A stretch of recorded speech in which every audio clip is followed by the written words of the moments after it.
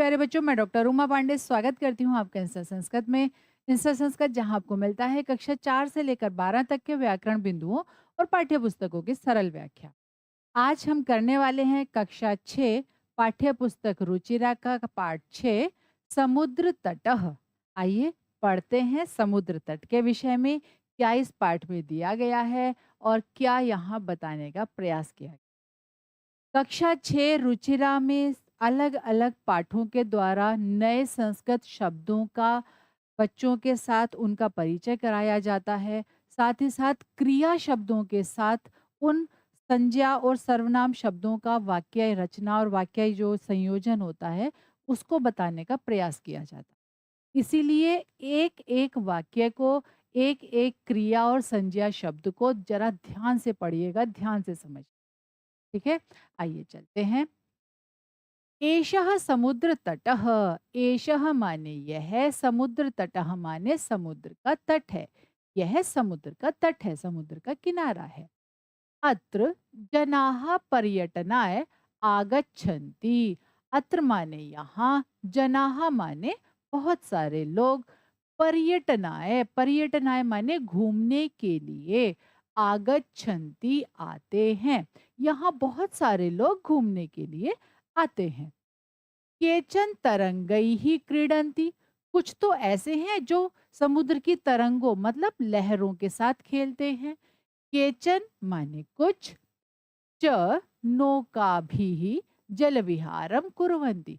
कुछ तो तरंगों के साथ खेलते हैं और कुछ लोग क्या करते हैं, नाव के द्वारा जल विहारम कुर्वन्ति, जल विहार करते हैं मतलब पानी में घूमते हैं नाव की सहायता से। तेषु केचन कंदुकेन क्रीडन्ति। और उनमें से कुछ लोग क्या करते हैं, कंदुकेन क्रीडन्ति, एक गेंद ले लेते हैं और बहुत सारे लोग मिलकर समुद्र के किनारे उस गेंद की सहायता से खेलते हैं मतलब अपना मनोरंजन करते हैं।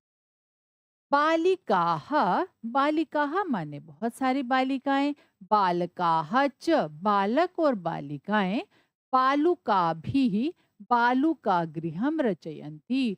बहुत सारे बालिका और बालक क्या करते हैं, बालुका भी मतलब रेत से, बालुका कहते हैं रेत से, क्या करते हैं, बालुका गृहम रचयन्ति, बालू का घर बनाते हैं। जो समुद्र के किनारे जो रेत होता है उससे क्या करते हैं, उसकी सहायता से रेत का घर बनाते हैं।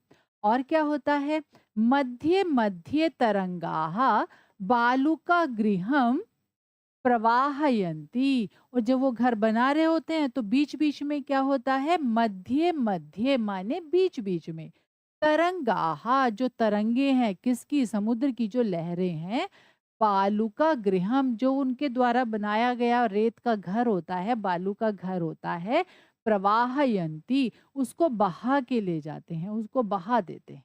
कौन, जो लहरें होती हैं वो। एषा क्रीड़ा प्रचलति एव। और यह जो खेल है ये समुद्र के किनारे चलता ही रहता है।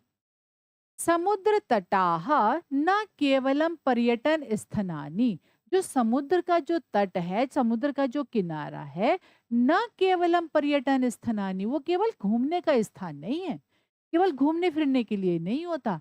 अत्र माने यहाँ, मत्स्य जीविनः अपि स्वजीविकां चालयन्ति। यहाँ पर मत्स्य जीविनः मतलब जिनका जीवन मछलियों पर निर्भर होता है, ऐसे लोग जिन्हें मछुआरा कहते हैं। तो मत्स्य जीविनः माने जो मछुआरे होते हैं, अपि माने भी, वे लोग भी क्या करते हैं, स्वजीविकाम चालयन्ति अपनी जीविका को चलाते हैं। वो लोग क्या करते हैं, समुद्र के किनारे जाते हैं, जाल लेकर मछलियों को पकड़ते हैं और फिर उन्हें बाजार में बेच देते हैं। आगे क्या कहते हैं, अस्माकम देशे बहवः समुद्र तटाः सन्ति। हमारे देश में बहवः माने बहुत सारे, समुद्र तटाः समुद्र के किनारे, संति माने हैं, हमारे देश में बहुत सारे समुद्र के किनारे हैं।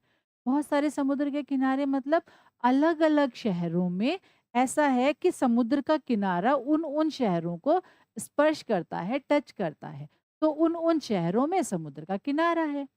या कहाँ-कहाँ पर है, एतेषु इनमें, मुंबई, गोवा, कोच्चि, कन्याकुमारी, विशाखापत्तनम, पुरी तटाः अतीव प्रसिद्धाः सन्ति। मतलब जिन जिन शहरों में समुद्र के किनारे हैं वो कौन कौन से हैं? मुंबई, गोवा, कोच्चि और कन्याकुमारी, विशाखापत्तनम, पुरी। और ये जो तट हैं, पुरी, ये जो इतने शहरों के जो किनारे हैं, समुद्र के जो तट हैं, अतीव, अतीव माने बहुत अधिक, प्रसिद्धाः सन्ति, बहुत अधिक प्रसिद्ध हैं। गोवा तटः, गोवा का जो तट है, विदेशी पर्यटकेभ्यः सम अधिकम रोचते। जो गोवा का जो समुद्र का किनारा है, वो विदेशी पर्यटकों के लिए, विदेशी पर्यटकों को, जो विदेश से आने वाले हमारे देश में जो पर्यटक हैं, उनको सम अधिकम रोचते, उन्हें कुछ ज्यादा ही अच्छा लगता है। विशाखापत्तनम तटः, और विशाखापत्तन का जो तट है, वैदेशिक व्यापाराय, वैदेशिक व्यापाराय माने विदेश के व्यापार के लिए प्रसिद्ध, प्रसिद्ध है।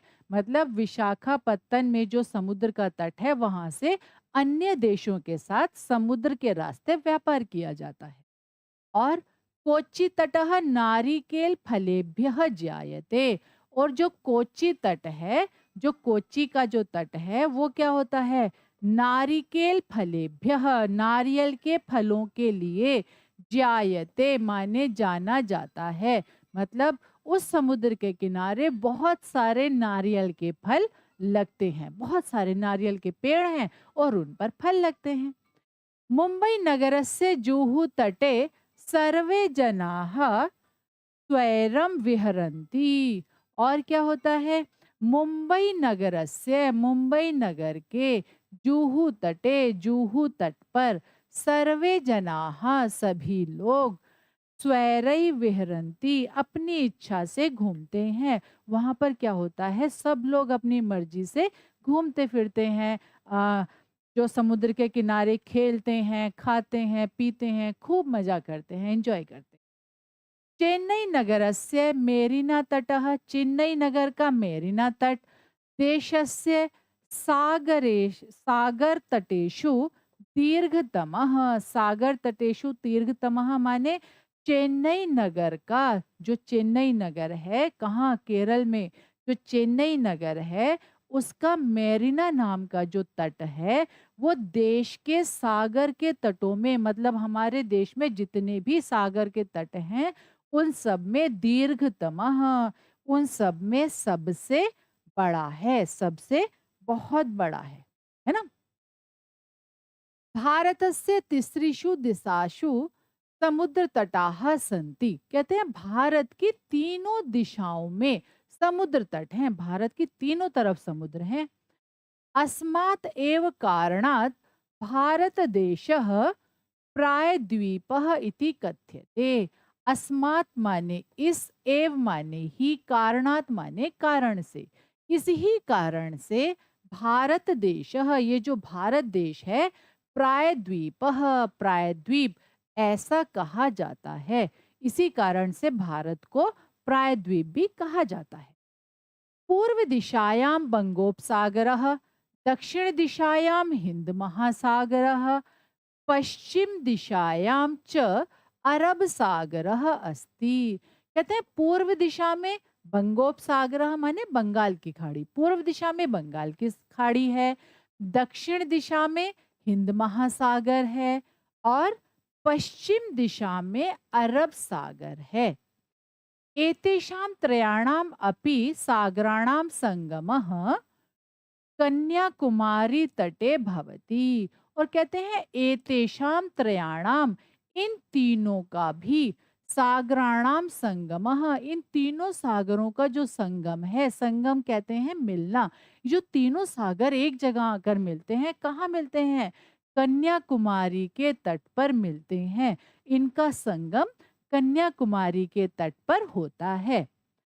अत्र पूर्णिमायां चंद्रोदयः सूर्यास्तं च युगपद एव द्रष्टुम शक्यते। अत्र माने यहाँ, पूर्णिमायाम, पूर्णिमा को, चंद्रोदयः चंद्रमा का उदय होना, यहाँ पर पूर्णिमा के दिन चंद्रमा का उदय होना, और सूर्यास्तम, सूर्य का अस्त होना। एक तरफ क्या होता है, चंद्रमा उग रहा होता है और एक तरफ सूर्य अस्त हो रहा होता है।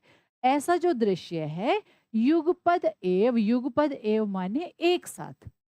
किस दिन? पूर्णिमा के दिन। कब? कहाँ पर? कन्याकुमारी के तट पर। कन्याकुमारी के तट पर पूर्णिमा के दिन चंद्रमा का उदय और सूर्य का अस्त युगपद एव एक साथ ही, दृष्टुम माने देखा, शक्य थे माने देखा जा सकता है। मतलब सूर्य का अस्त होना और चंद्रमा का उदय होना एक साथ देखा जा सकता है। ठीक है? आइए एक बार फिर से पुनरावृत्ति कर लेते हैं, आज हमने क्या पढ़ा? आज हमने पढ़ा रुचिरा कक्षा 6 पाठ 6 समुद्र तटः। पाठ को हमने समझा, शब्दों के अर्थ को जाना और नए शब्दों को सीखा। आशा है आज की वीडियो आपको समझ में आई होगी। इसी तरह की सरल वीडियो के लिए जुड़े रहिए इंस्टा संस्कृत से। जय हिंद।